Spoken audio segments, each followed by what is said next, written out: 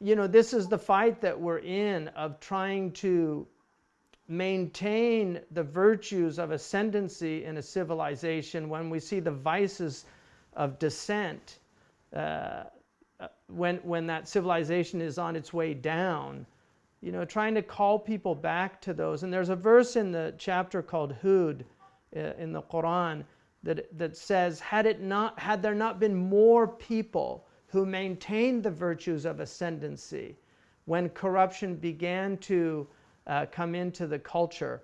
And one of the things that the Prophet ﷺ, he said that what destroys civilizations, he identified two diseases. He said greed and hatred, that they will rip a society apart. And I think at the root of that, it seems to me that one of the daughters of avidity or greed is insensitivity to the suffering of others, this lack of mercy.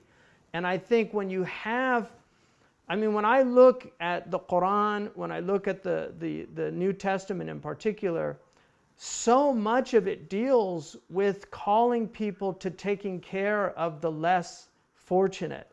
And I think the problem for me with a lot of the liberal approach to that and the socialistic approach is there's a forced, they take the wealth from people forcefully and then they redistribute it, very often poorly, as has been pointed out by many, many people. And certainly all the countries that have adopted that model tend to really suffer greatly. When Stalin implemented the collectivist farms in the Ukraine, people, they didn't want to work in the collectivist farms, so to punish them, he just let them starve to death.